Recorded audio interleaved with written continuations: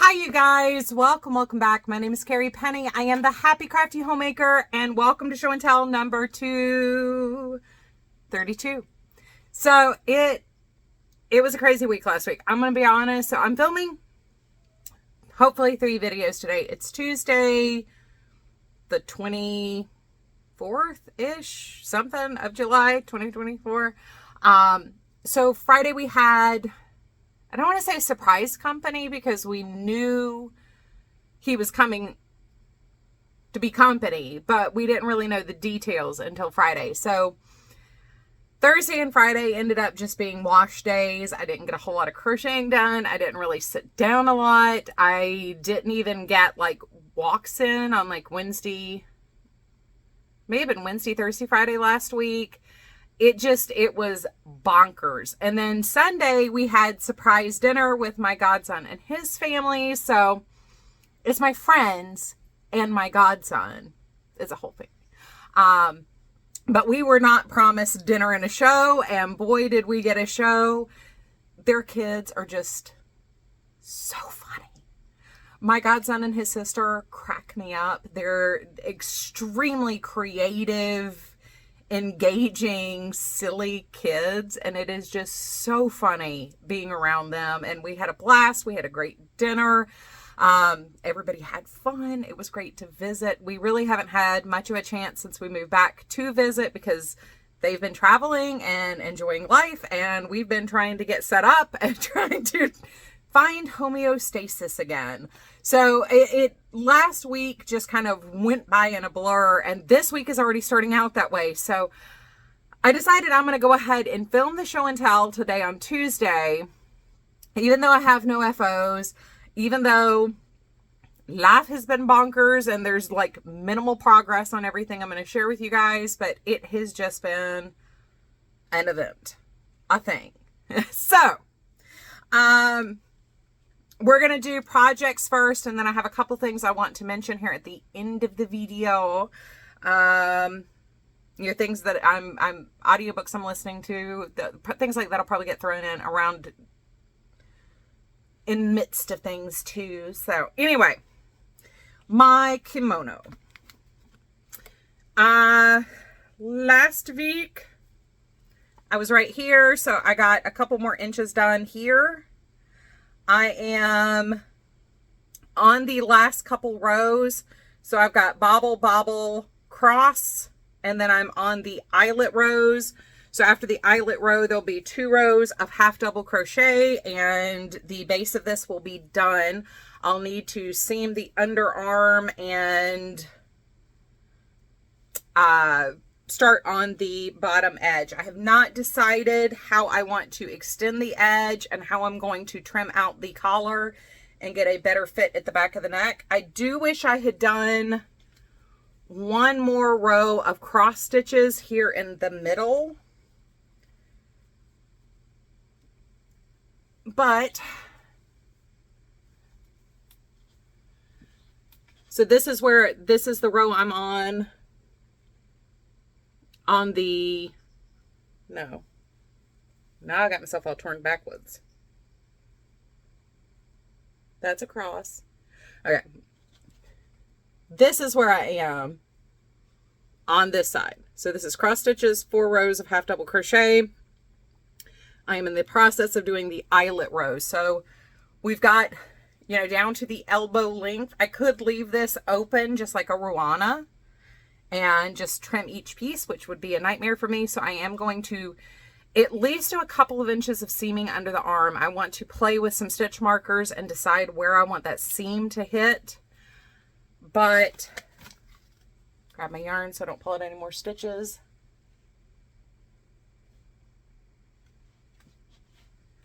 That is what the back is starting to look like. So this is using Moonstone and Lion Brand Shawl in a Ball, and I'm using a 7mm hook. I've had no issues frogging it with this size hook. It's just the stitches are so loose. There is a little bit of visibility issues just because the stitches are so loose. It's kind of hard to see some of the stitches. Make sure you're going under both bars. But I'm enjoying the process. It's you know, a nice slow and steady project for me. Right now I've just got it sitting in the container that has my DK Weight C2C in it. I haven't touched that in 2 weeks, so that is where that is going to sit. Up next, so what were my walking socks? I am now ready. I think I need to do 2 or 3 more rows here, but I am at almost 19 centimeters. I was right here last week. These are Mary Maxim Festive Feet. I don't have the ball band, so I'm not sure which color, but we have now completed 1 full repeat of the color here. So I said these were my walking socks. So once I put the heels in these next week, these will go back to being my walking socks. However, this is sock week for Nitty Natty. And I am solely working on only one project, at least until I finish my first pair of socks. Because I do these 2 at a time, I will need to complete a pair. I did not cast on my Knit Circus socks, unfortunately. All 4 of these are in T-Doddles mini maker bags. As these are Christmas socks, I went with a Christmas bag. And I'm pretty sure that Dinosaur Progress Keeper came with the bag that month. These are all from her mini maker bag subscription club that she did.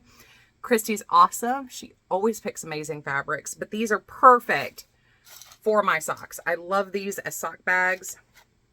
But for Nitty Natty's sock week, I had planned on casting on that Knit Circus yarn I shared with you guys last week. And because of the way last week went, the yarn I had in front of me on Sunday was this Knit Picks Felici and Dark Side. So I cast these on instead. I am between the needles right now. So yesterday, Sunday I did the toe. Yesterday I did everything up to the stitch marker. I did not take these walking. I walked with the Christmas socks just because I was so close to putting in that heel. So I did not take those. Or I did not take these. I took the Christmas socks instead yesterday. And I did do 4.5 miles. So I got a substantial amount knit yesterday. But today on my walk, I did this much. It's 1 o'clock in the afternoon, so I'm hoping by the end of the day I will be to the next lime green spot. Tomorrow and Thursday, I don't have anything big I have to do. Today I needed to film. So while I'm editing videos and stuff, I will be working on these. But I did have to set aside time this morning to, like, you know, take a shower, at least try to not look like a ghost on camera, things like that.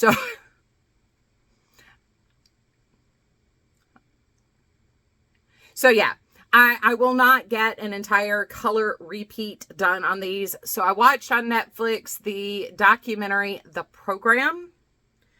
So I've been really into like culty things recently and how people get brainwashed. And if you are familiar at all with Paris Hilton talking out about the Provo Canyon camp she was sent to, the program, the camp that they are talking about in that, Ivy Ridge Academy, is also part of the same company group as the group that Paris Hilton has been talking out about. So if you are not into understanding how trauma occurs, how people deal with trauma, coping with trauma, owning your trauma, I would not recommend the program.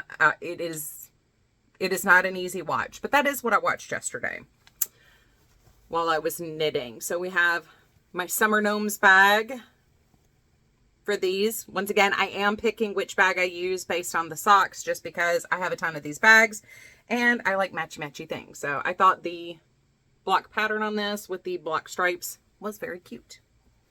These are just going to be straight tube socks. Oh, I was playing with Banner and he floofed fur on my face. And because it's so humid, my skin is very tacky. So I have furs and I don't want to like, but anyway.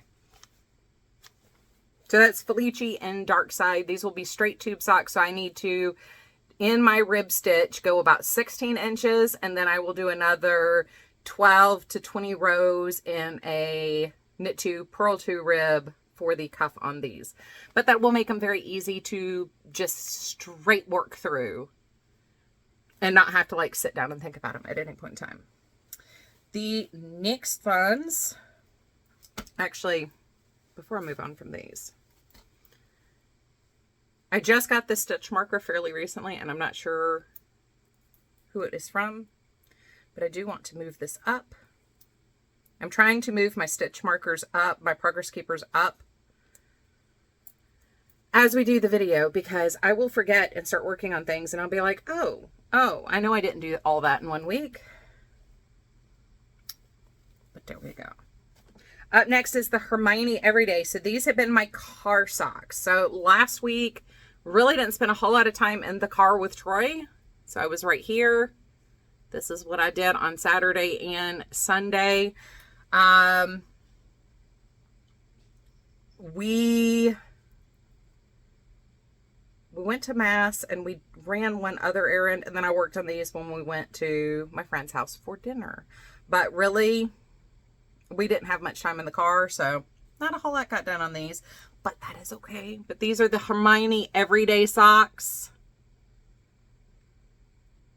It is so hard to show the texture. Like, you can tell, like, initially that doesn't look highly textured, and then you see the garter section, and there is a huge difference in how that looks. But in person, these actually really do show off the texture of the pattern. This is one of those easy, tried and true, super simple patterns to get down. It is a 4-row repeat, very easy to memorize. It is great for taking on the road, so I highly recommend the pattern. This is the second pair I have done for Sock Week. The first ones I did were in Lion Brand Sockies Cotton Candy. So those are my cotton candy socks. These are my Atomic Hermione socks. That is using Atomic Turquoise from Hypnotic Yarn. And the toe is in the violet color from Knit Pick Stroll that I can't remember the name of, but it's a double V. I kept calling it Violent Violet or something like that. I put the name on the screen last week. Y'all got a kick out of it. But anyway, T-Doddles, mini maker bag. This is my springtime cats bag. Once again, I just thought that was a very appropriate bag. Matched them.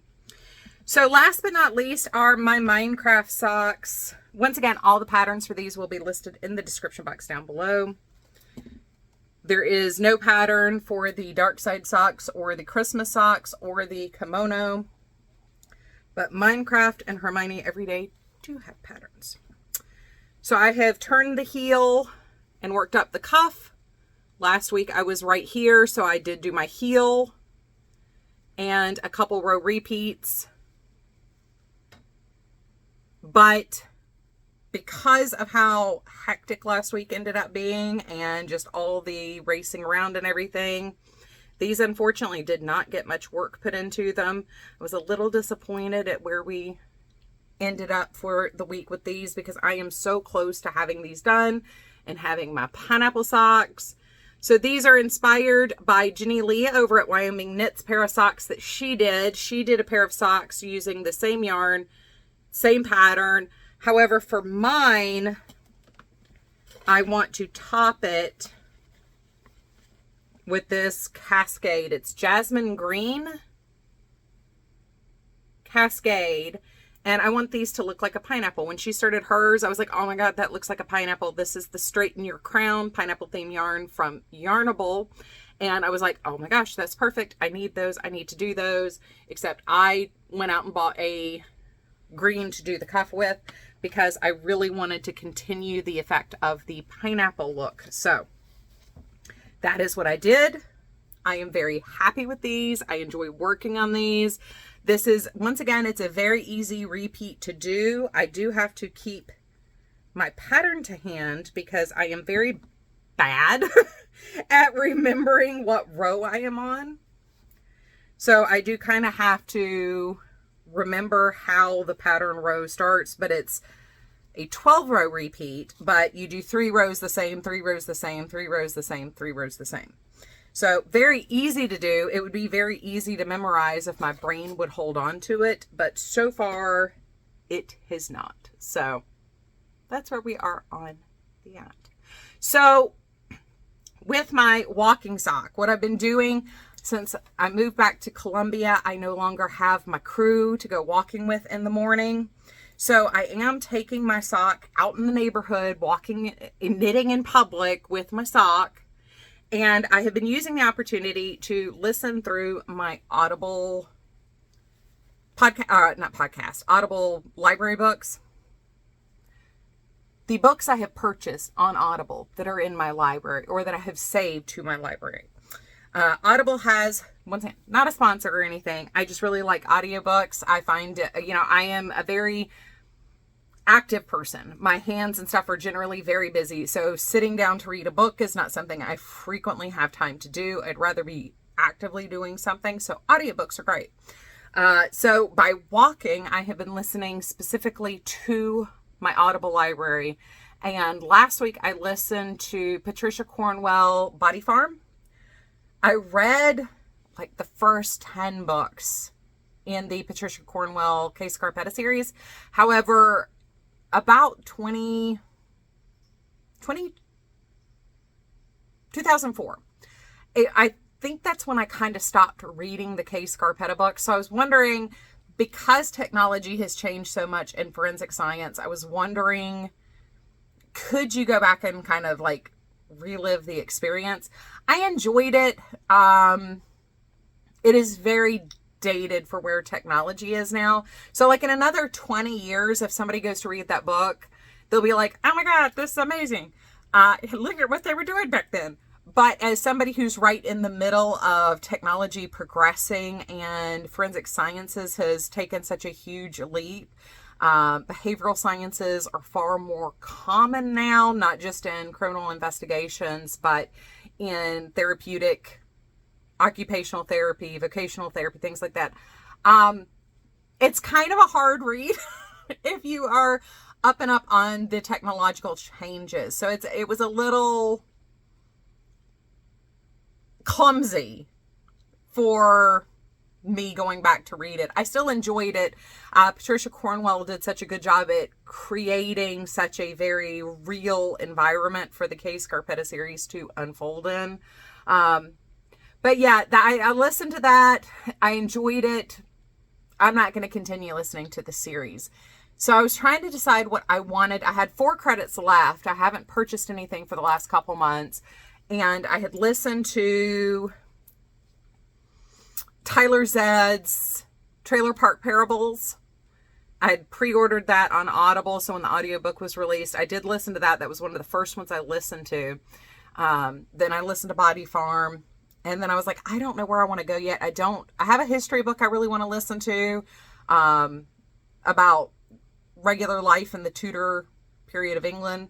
But that's not really what I've been wanting to listen to right now. I really want fiction. So I was watching Jen Likes Yarn. I will have her tagged down below. Go check out her channel. She's adorable. She is also like fully into the throes of socks. She is also in her garment era now. So it's very funny watching her. If you like my content, you'll like her 10 times more. She is adorable, way more professional, and